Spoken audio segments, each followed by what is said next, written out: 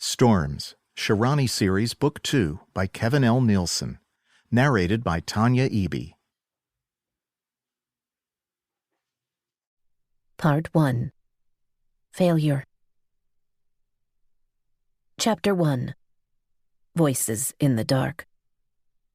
On the nature of the powers of those called mystics by the Rahuli people, the magic, if it can be called such, is an extension of abilities already granted to men by whomever or whatever created them. Though they may appear as a manipulation of the elements in a fantastic, unexplainable manner, this is merely the outward appearance. These abilities are easily quantified and categorized. From Commentary on the Schema, Volume 1. Beryl fought down the voices clamoring within his mind. What Lhaurel had done, what she had become, Beryl hadn't thought possible. Not this time, not again. His memories from that time in his past were scattered, partitioned away in the far corners of his mind where he kept the voices. And that sword the outcast boy had with him? Beryl growled to himself and limped through the narrow halls of the Roterralar Warren, pushing back the voices and the memories. He strode through the less-used passages, grateful that he hadn't encountered anyone up to that point. He so rarely left the comfort of his smithy, and he was more than a little surly at having to leave it now. But Kari had summoned him, and despite the majority of the voices in his mind protesting the fact, she was now the leader of the Roterralar. Kari waited for him further down the passage, one foot tapping impatiently against the sand-strewn floor. A crack in the ceiling allowed a narrow beam of light to filter down over the woman's face, lightening the cloudy expression which darkened her features. Her once black hair shone with gray. Beryl remembered when she'd first come to the Roterralar, so many years ago. He'd been old even then. Kari, however, had aged far more gracefully. "What was so sans cursed important that it couldn't be discussed in my forge?" Beryl asked without preamble. Kari scowled, but gestured for Beryl to follow her. Beryl didn't move. "What do you need?" Beryl repeated, an edge of gruffness creeping into his voice. "What's put you in such a foul mood, Beryl?" The voices shouted a half-dozen different responses, none of which would have earned him the woman's praise. Instead, Beryl simply grunted. "You've been like this ever since we got back from—" Kari hesitated. "From the Oasis." "Is there a point to all this?" Kari's lips hardened into a thin line, and the set of her jaw firmed. Beryl noted the shift in emotion, but didn't care. "You know something about what happened, don't you? Lhaurel, she's still out, even now, a whole fortnight later. She mutters strange things in her sleep, things about blood and death." The voices rose to shouts within his mind. "Old things are awakening," Beryl said, echoing one of the voices.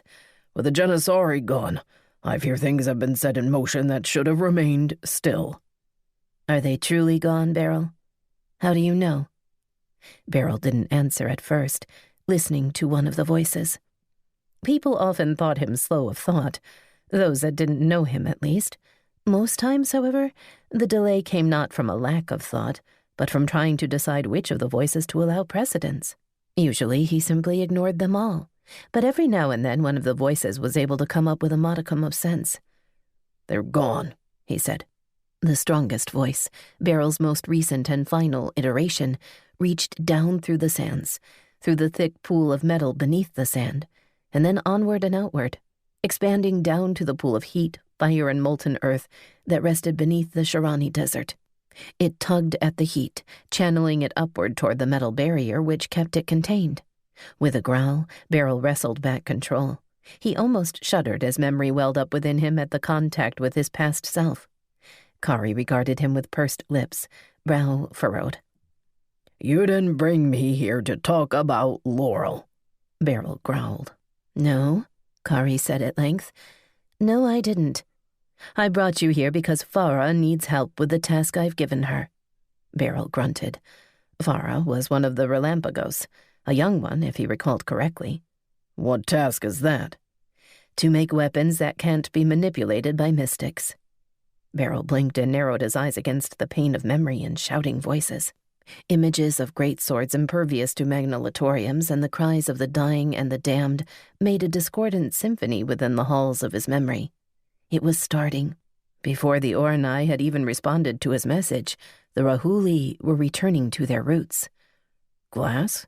Beryl asked, voice subdued. That had to be what they were using. The other weapons, the other forms, those were things only he knew. She can't get the balance right.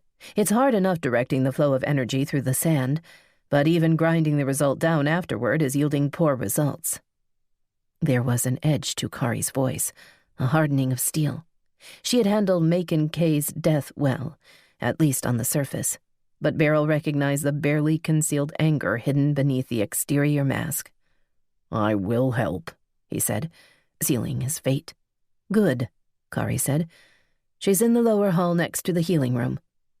Beryl grunted and turned to walk away. Kari didn't follow. "You're not coming?" Kari shook her head and, if anything, her expression grew even more grim. "No," she said. "I need to speak with a man who would be king." Beryl took the red glass knife, inspecting the wide body and wicked hook. The weapon looked like an elongated meat cleaver with an axe spike affixed near the end. He grunted in approval.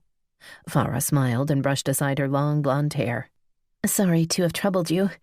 The idea simply came to me after the first few failed attempts. This is thick enough to take a hit or two, but still extremely light and razor sharp." Beryl grunted again.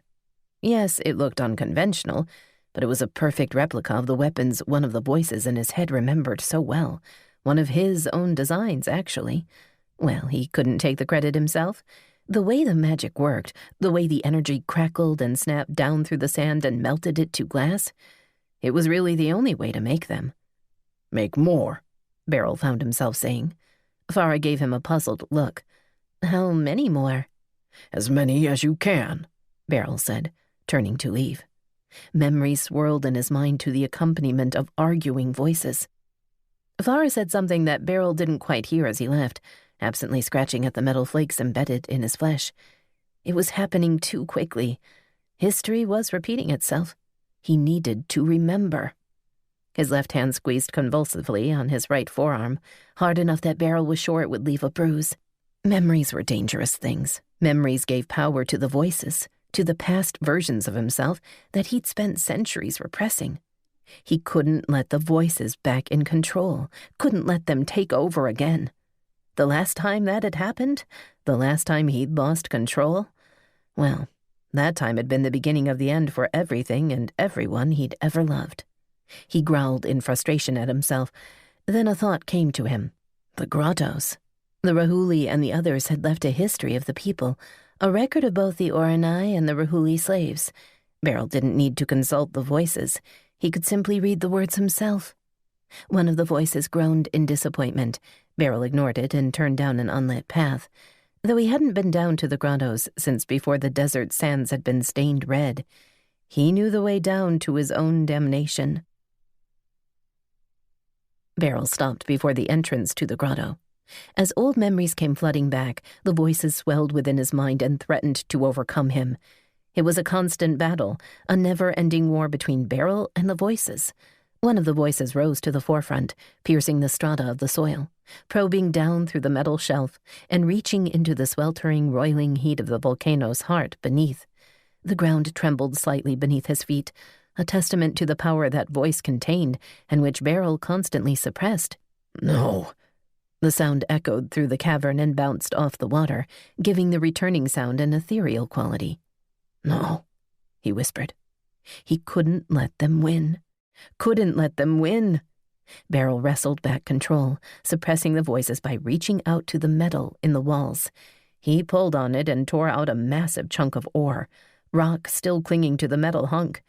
He worked it, the metal concentration forcing back the voices until only Beryl remained, alone in his own mind.